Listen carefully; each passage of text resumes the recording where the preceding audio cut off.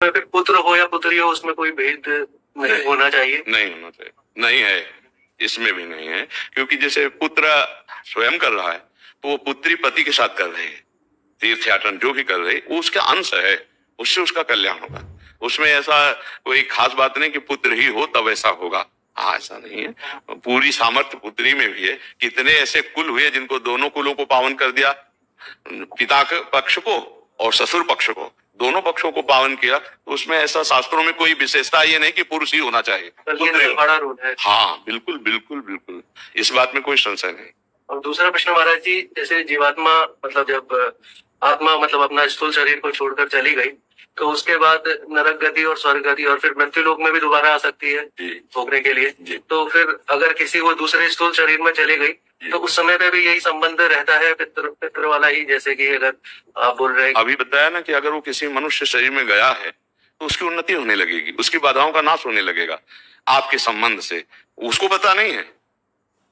जैसे हम किसी के नाम पैसा ट्रांसफर करें और अपना परिचय हम ना दें और वहां तक पैसा पहुंच जाए तो धनी तो हो ही जाएगा ना, तो उसको पता नहीं, लेकिन आपको तो पता है ना कि मेरा जनक मेरा पिता है, अब जहां भी होगा उसको सुख पहुंचेगा, वो किसी भी योनि में हो। अगर मनुष्य योनि में है तब तो कहना क्या है, पर पता नहीं किसी योनि में हो और उसकी उन्नति हो जाएगी, उसका परमात्म पुष्ट होने लगेगा। उस जैसे कुत्ता है, एक कुत्ता है गलियों में मारा घूमता है, एक है गाड़ी में सुख पूर्वक घूमता है, और एक है भक्तों के पास भी रहता है, भक्त परिवार है, नाम कीर्तन कर रहे हैं, मतलब एक है धाम में वास करता है।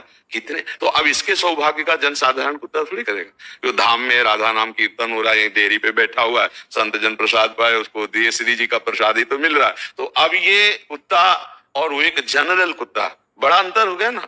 एक कुत्ता जो गली में भोजन नहीं मिलता, एक जो गाड़ी में खिड़की के खुला करके गोद में लेकर, अंतर हो गया।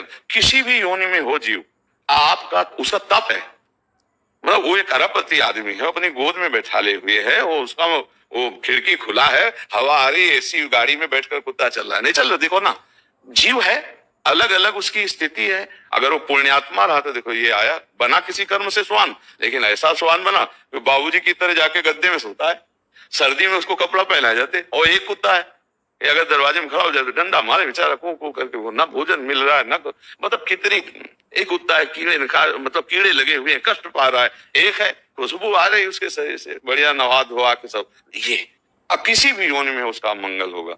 हमें लगता है कि सबको करना चाहिए, अपने माता पिता के लिए, अपने पूर्वजों के लिए कुछ माला भजन करके, इससे सबसे बड़ा दान है। रुपया पैसा का तो दान ठीक है करे ही, लेकिन ये जरूर करे कि राधा राधा राधा 5 माला जपा, तो आज की 5 माला हम अपने पिता को देते हैं, इतना बड़ा कल्याण हो जाएगा 5 माला नाम जप करके।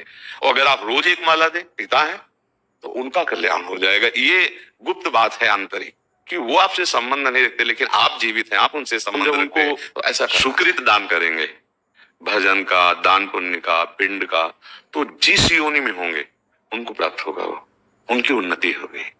अगर वो किसी कर्म के दंड विभाग में है, नरक आदि में, आप यहाँ भजन कर, उनका उत्थान हो जाएगा, उनका मंगल हो जाए। वो आपका संबंध नहीं मान रहे, लेकिन आपका संबंध है, आप जीवित हैं।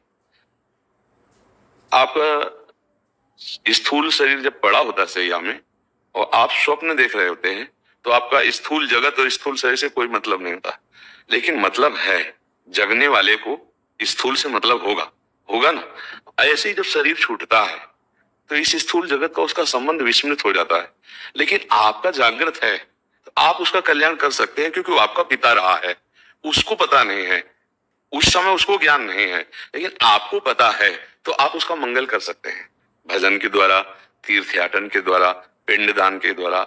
अगर आप नहीं करते हैं तो आपका कर्तव्यहीनता होगी, क्योंकि आपका कर्तव्य बनता है, उन्होंने आपके लिए जो भी किया, अब वो चले गए, उनका कर्तव्य खत्म हो गया आपके प्रति, अब आपका कर्तव्य उनके प्रति है, क्योंकि आपका पिता का संबंध था, अब उनका मंगल होना चाहिए। तो हम अगर पिता की संपत्ति नहीं तो हम संपत्ति कमाए, उनके लिए दान करें, वो दान उनको समर्पित करें, तो वो जहां भी होंगे उन्नति प्राप्त हो जाएगी, उनको उत्थान हो जाएगा, उनका स्थिति से उत्थान हो जाएगा।